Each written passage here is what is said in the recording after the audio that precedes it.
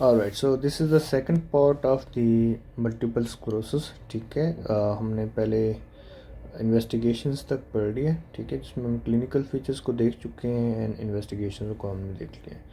So there is criteria for that to diagnose this multiple sclerosis. ठीक है, diagnosis is just clinical and we can get the investigations like CSF and MRI।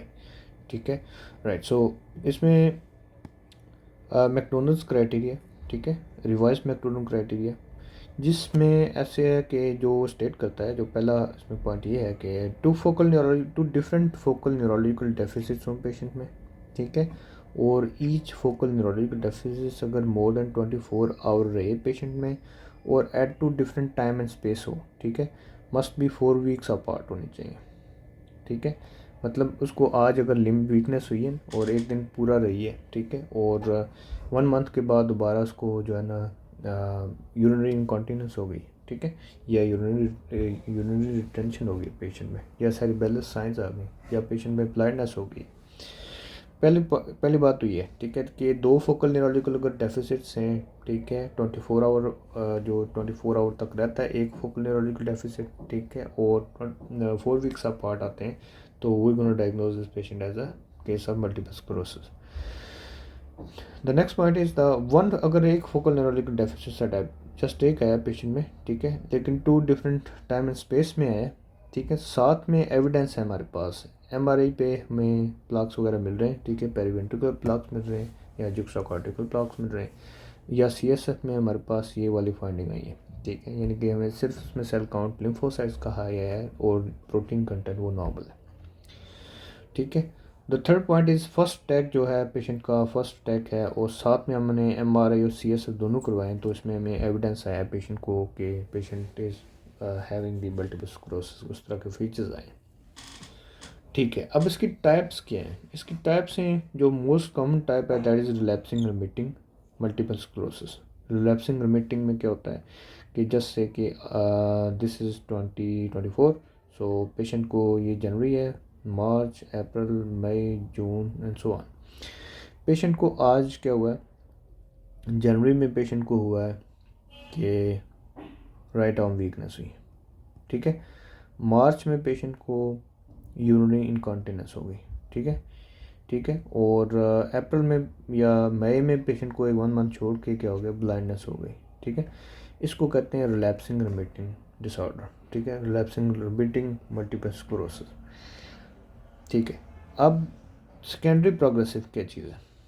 Secondary progressive में ऐसे है कि हमें patient में उसी तरह के फीचर्स आएंगे पहले, कि पेशेंट में हमारे पास जो है राइट आर्म वीकनेस है जैसे, ठीक है, और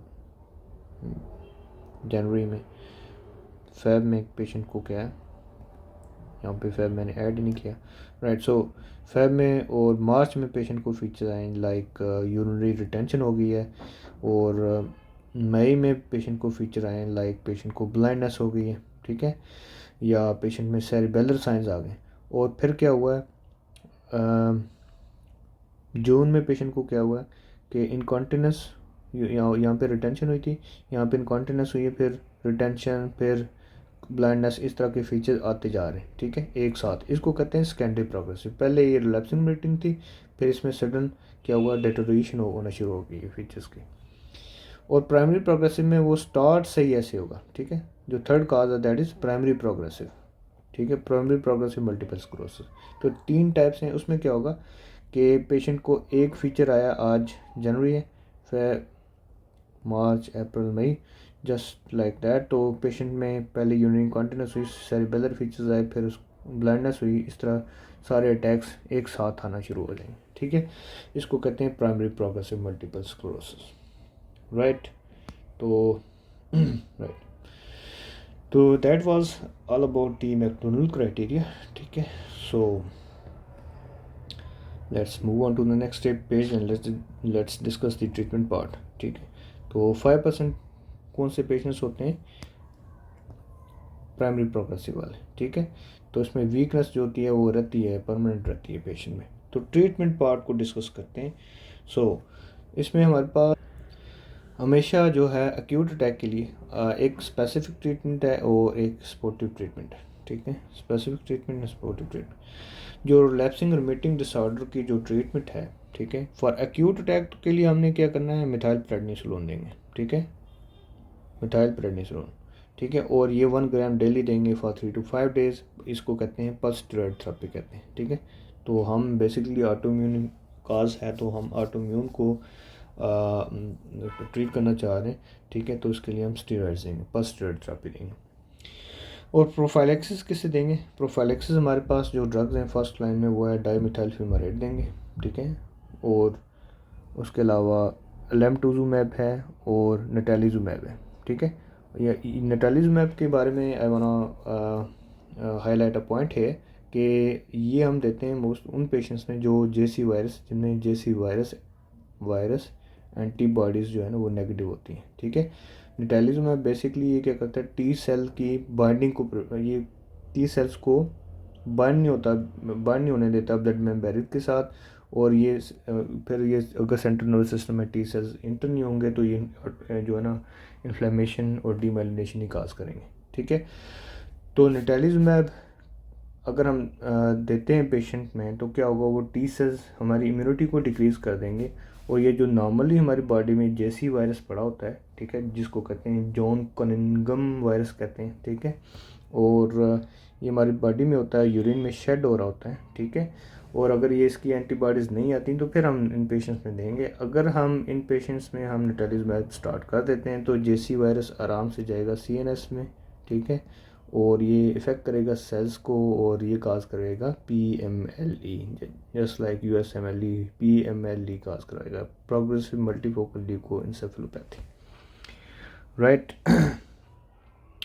तो नटालिजुमैब इसलिए हम पहले एंटीबॉडीज़ करवा लेते हैं, अगर वो नेगेटिव आती हैं तो फिर हम पेशेंट में हम नटालिजुमैब देंगे, ठीक है। और सेकंड लाइन में हमारे पास बीटा इंटरफेरॉन्स होते हैं, वो हम दे सकते हैं, और एज़ाथाइप्रिन है वो दे सकते हैं, ठीक है। जो सेकेंडरी प्रोग्रेसिव है मल्टीपल स्क्लेरोसिस, उसके लिए हम माइटोजेंट्रोन पहले देते होते थे, लेकिन ये कार्डियोटॉक्सिसिटी काज करवाती है, ठीक है, इसलिए हम अभी यूज़ नहीं करते, ठीक है। इसके बजाय हम कौन सी यूज़ कर सकते हैं, जो प्राइमरी प्रोग्रेसिव जो सेकेंडरी प्रोग्रेसिव मल्टीपल स्क्लेरोसिस के लिए जो हम ट्रीटमेंट यूज़ करते हैं दैट इज़ नटालिजुमैब, ठीक है, ये हम सेकेंडरी प्रोग्रेसिव के लिए भी यूज़ करते हैं। और प्राइमरी प्रोग्रेसिव की पहले ट्रीटमेंट नहीं थी, लेकिन वी हैव अनदर ड्रग है दैट इज़ ओक्रालिजुमैब, ठीक है, वो यूज़ करते हैं। कौन सी ड्रग है, ओक्रालिजुमैब,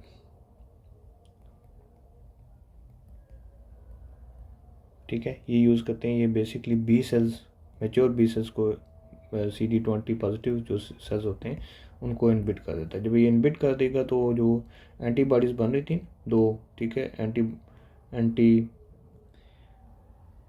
मायलिन बेसिक प्रोटीन एंटीबॉडीज़ और anti myelin oligodendrocyte glycoprotein antibodies जो बन रही थी ये नहीं बनेंगी, और क्या होगी, सेल न्यूरॉन्स की जो डीमाइलिनेशन नहीं होगी एंड पेशेंट में फीचर्स नहीं आएंगे, ठीक है। और इसके अलावा सपोर्टिव ट्रीटमेंट है, ठीक है। सपोर्टिव ट्रीटमेंट का मतलब है अगर पेशेंट में स्पास्टिसिटी है तो हम बैक्लोफेन देंगे, पेशेंट में अगर यूरिनरी रिटेंशन है तो हम क्या करेंगे, कोलिनोमाइमेटिक ड्रग्स देंगे, लाइक बिथैनिकोल दे सकते हैं, ठीक है, बिथैनिकोल देंगे, ठीक है। अगर पेशेंट में यूरिनरी इनकॉन्टिनेंस है तो हम मस्कुरेनिक एजेंट्स दे सकते हैं, लाइक हमारे पास एक ड्रग है दैट इज सोलिफिनेसिन दे सकते हैं, सोलिफिनेसिन दे सकते हैं, ठीक है। और पेशेंट को पैरेस्थीसियाज हैं, ठीक है, तो उसके लिए हम क्या यूज़ कर सकते हैं, कार्बामेज़पिन यूज़ कर सकते हैं, ठीक है। So that is supportive treatment, ठीक है। So that's all about the treatment part of the multiple sclerosis, so that's all.